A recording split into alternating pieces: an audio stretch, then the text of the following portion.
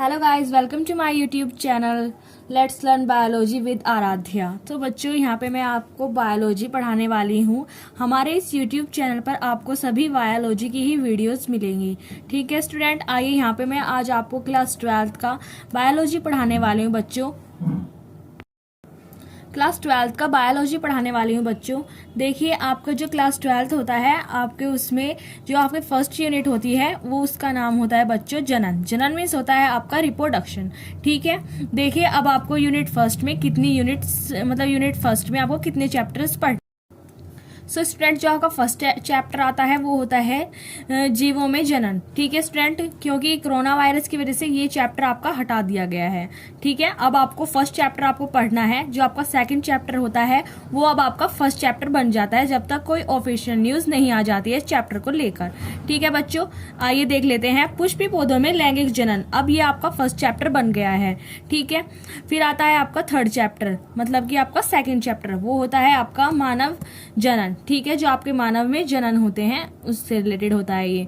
फिर आता है आपका जनन स्वास्थ्य। ठीक है, कि जनन स्वास्थ्य क्या होता है, इसमें आपको ये सब पढ़ना होगा। ठीक है बच्चों, तो ये होती है आपकी यूनिट फर्स्ट के कुछ चैप्टर्स, ये आप लोगों ने अच्छी तरह से पढ़ने हैं। ठीक है बच्चों, आइए अब आपको चैप्टर देख लेते हैं। ठीक है, सो देखिए बच्चों, ये आपका चैप्टर होता है फर्स्ट। जो आपका फर्स्ट चैप्टर होता है बच्चों, उसका नाम है पुष्पी पौधों में लैंगिक जनन। ठीक है बच्चों, इसे इंग्लिश में हम ट्रांसलेट करेंगे तो sexual reproduction in flowering plants इसे बोलेंगे। ठीक है बच्चों, ये होता है आपका चैप्टर नंबर फर्स्ट बायोलॉजी का। सो आइए बच्चों देख लेते हैं इसका फर्स्ट टॉपिक आप लोगों ने क्या पढ़ना है, पुष्पी पौधों की संरचना। ठीक है, आपको इसमें पुष्पी पौधों की संरचना के बारे में पढ़ना है। ठीक है, आइए देखते हैं। प्राय आवर्तबीजी पौधों में लैंगिक जनन संपन्न होता है। ठीक है, मेन चीज इसमें क्या होती है, जो आपके आवर्तबीजी प्लांट्स होते हैं उसमें ही आपका लैंगिक जनन होता है बच्चों। ठीक है, सो स्टूडेंट देख लेते हैं आपकी फर्स्ट हेडिंग क्या होती है। तो आपकी फर्स्ट हेडिंग होती है स्टूडेंट प्रारूपी पुष्प की संरचना। ठीक है, आइए देखते हैं आपके प्रारूपी पुष्प कौन से होते हैं और उनकी स्ट्रक्चर के बारे में भी हम डिस्कस करेंगे। ठीक है बच्चों, तो आइए देख लेते हैं। देखिए, प्राय आवर्तबीजी, जो आपके आवर्तबीजी प्लांट्स होते हैं, आवर्तबीजी पौधों में लैंगिक जनन संपन्न होता है। देखिए बच्चों, जो आपके आवर्तबीजी प्लांट्स होते हैं उसमें ही लैंगिक जनन संपन्न होता है। लैंगिक का मतलब होता है आपका सेक्सुअल रिप्रोडक्शन जो होता है वो संपन्न होता है। ठीक है बच्चों, आइए अब आगे बात कर लेते हैं। यह जनन पौधे के पुष्प में संपन्न होता है। देखिए बच्चों, जो आपका जनन होता है वो पौधे के पुष्प में संपन्न होता है। पौधे के पुष्प में संपन्न होता है। ठीक है बच्चों, अर्थात पुष्प ही पौधे का जननांग होता है। ठीक है बच्चों, आइए आगे बात कर लेते हैं। किसी पुष्प में कुल 4 चक्र पाए जाते हैं। देखिए बच्चों, जो आपका एक फ्लावर होता है उसमें 4 चक्र होते हैं। ठीक है, जो इस प्रकार हैं। देखिए, आपका जो पहला होता है बच्चों वो होता है आपका बाह्य दलपुंज।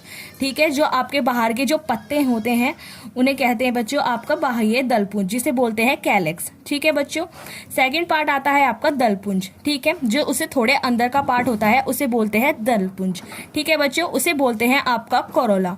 ठीक है बच्चों, थर्ड आता है आपका पुमंग। पुमंग थोड़ा और आगे का पार्ट होता है उसका, उसे बोलते हैं इंग्लिश में आपका एंडोशियम। ठीक है बच्चों, उसे थोड़ा और आगे का पार्ट होता है आपका जायंक, जिसे इंग्लिश में बोलते हैं बच्चों गायनोशियम। ठीक है, ये आपके कुछ 4 पार्ट्स होते हैं आपके फ्लावर के। ठीक है बच्चों, आइए अब आगे बात कर लेते हैं आपके स्ट्रक्चर के बारे में। देखिए बच्चों, ये एक आवर्तबीजी प्लांट है। ठीक है बच्चों, अब देखिए, जो आपको ये सबसे ऊपर दिखाई दे रहा है बच्चों, इसे बोलते हैं आपका स्टिग्मा। ठीक है, इसे बोलते हैं स्टिग्मा, मतलब कि आपका वर्तिकाग्र। ठीक है बच्चों, पहले जो आपका स्टिग्मा होता है ये सबसे ऊपर होता है।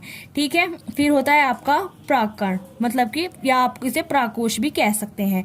इसमें इस प्राकोश में बच्चों बहुत सारे छोटे छोटे छोटे छोटे प्राककण उपस्थित होते हैं। ठीक है, यही क्या करते हैं प्राककण, हवा के माध्यम से या किसी भी चीज के माध्यम से इस क्या होता है बच्चों वर्तिकाग्र, मतलब कि स्टिग्मा, इस स्टिग्मा पे जाते हैं और स्टिग्मा से होते हुए, स्टाइल से होते हुए कहाँ पहुंचते हैं, ओवरी में पहुंचते हैं। इसे क्या कहते हैं बच्चों, ओवरी कहते हैं। और ओवरी में जाकर क्या करते हैं, रिप्रोडक्शन करते हैं। ठीक है बच्चों, ओवरी को बोलते हैं बच्चों अंडाशय। ठीक है, और देखिए स्टाइल को बोलते हैं वर्तिका, ठीक है। क्या बोलते हैं इसे? वर्तिका बोलते हैं और इसे वर्तिकाग्र बोलते हैं, ठीक है। इस पार्ट को वर्तिकाग्र बोलते हैं और इसे वर्तिका बोलते हैं, ठीक है बच्चों। और देखिए जो होता है आपका, इसे बोलते हैं आपका एंथर। मीन्स एंथर क्या होता है? प्राककण, मतलब प्राककोश, जिसमें बहुत सारे छोटे छोटे प्राककण उपस्थित होते हैं, उसे आपका एंथर बोलते हैं, प्राककोश बोलते हैं, ठीक है। आइए अब देखिए थोड़े और आगे हम डीपली बात करते हैं। देखिए बच्चों ये थोड़ा और अंदर का पार्ट होता है आपका दलपुंज, ठीक है। इसमें क्या होता है, जो आपके ये होते हैं ना आपके पत्ते, इसे ही आपका दलपुंज बोलते हैं, ठीक है बच्चों। आइए अब बात कर लेते हैं आपके जो छोटे छोटे, आपने देखा होगा, जैसे कि मैं यहाँ पे आपको बना के दिखा देती हूँ। मान लीजिए बच्चों ये आपका कोई प्लांट है, ठीक है। अब देखिए इसके अंदर ऐसे वाले भी तो थोड़े से छोटे छोटे पत्ते होते हैं और कुछ पत्ते आपके ऐसे बड़े बड़े होते हैं, ठीक है। तो ये जो छोटे पत्ते होते हैं इसे बोलते हैं बेटा बाह्य दलपुंज। जो छोटे वाले आपके पत्ते होते हैं, देखिए जैसे कि आप यहाँ पे देख सकते हैं बच्चों, जैसे कि आपको छोटे वाले पत्ते दिखाई दे रहे हैं ना इधर, और ये बड़े वाले पत्ते हैं, तो ये छोटे वाले पत्ते को बोलते हैं आपका बाह्य दलपुंज, और अंदर वाले जो पत्ते होते हैं इसे दलपुंज बोलते हैं, ठीक है। बाह्य दलपुंज को इंग्लिश में बोलते हैं करोला। क्या बोलते हैं बच्चों? करोला बोलते हैं, ठीक है। और देखिए जिसके ऊपर आपका पुष्प रखा होता है उसे बोलते हैं आपका पुष्पकंठ। क्या बोलते हैं? इस एरिया को बोलते हैं बच्चों पुष्पकंठ, ठीक है।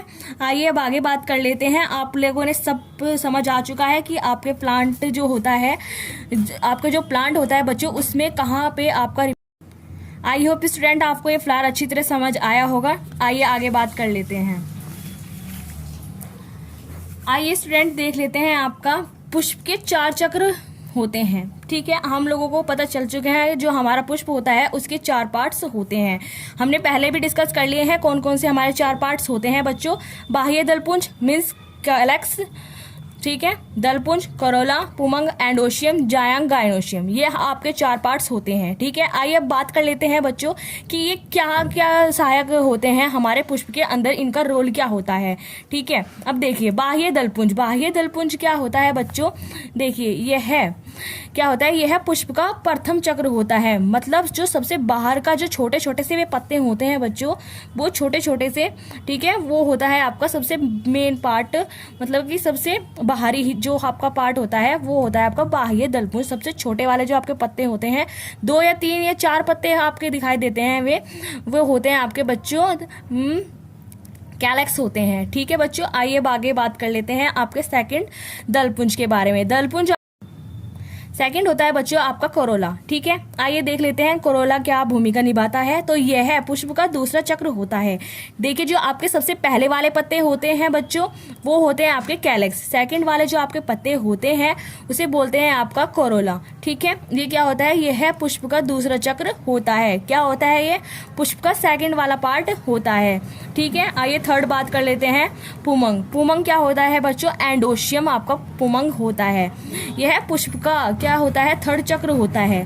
क्या होता है बच्चों? ये पुष्प का थर्ड चक्र होता है, जिसे आप नर जननांग भी कह सकते हैं। इसे क्या कह सकते हैं आप लोग? नर जननांग भी कह सकते हैं, ठीक है बच्चों। आई होप आपको समझ आ रहा है। अगर समझ आ रहा है तो प्लीज वीडियो को लाइक कीजिएगा और अपने सभी फ्रेंड्स में शेयर कीजिएगा, क्योंकि इस चैनल पर आपको बहुत सारी अच्छी अच्छी वीडियोस मिलने वाली है क्लास 12th की, और पूरी प्रिपरेशन आपको कराई जाएगी बायोलॉजी सब्जेक्ट की बच्चों। तो आप लोग अगर हमारे यूट्यूब चैनल पर नए हैं तो अभी सब्सक्राइब कर लीजिएगा, ठीक है। आइए आई होप आपको समझ आ रहा है। आगे बात कर लेते हैं आपके टॉपिक्स के बारे में। देखिए बच्चों आपका जो फोर्थ होता है ये होता है आपका जायांग।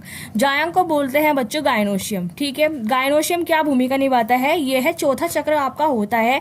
इसमें क्या होता है कि इसमें एक से अधिक स्त्री केसर होते हैं। क्या होते हैं आपके? स्त्री केसर का मीन्स होता है बच्चों जो आपका एक तो आपका मेल पार्ट होता है पुष्प के अंदर और एक फीमेल पार्ट होता है। तो ये है आपका फीमेल पार्ट, ठीक है। गायनोशियम में आता है आपका फीमेल वाला पार्ट, और एंडोशियम में आता है बच्चों आपका मेल जो पार्ट होता है वो आता है, ठीक है। आई होप आपको समझ आ रहा होगा। आइए थोड़े हम एक नोट के माध्यम से आपको बताते हैं कि जो आपके 4 चक्र होते हैं ये क्या होते हैं, सहायक कौन से होते हैं इनमें से, और आवश्यक चक्र कौन से होते हैं, ठीक है बच्चों। अब देखिए जो आपका बाह्य दलपुंज और दलपुंज है, ये क्या भूमिका निभाते हैं? ये आपके सहायक चक्र होते हैं पुष्प के अंदर।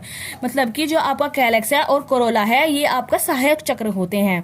ठीक है बच्चों। और जो आपका फोर्थ और थर्ड होता है, मतलब थर्ड और फोर्थ होता है, पुमंग मतलब कि एंडोशियम, जायंग मतलब कि गायनोशियम, ये होते हैं आपके आवश्यक चक्र।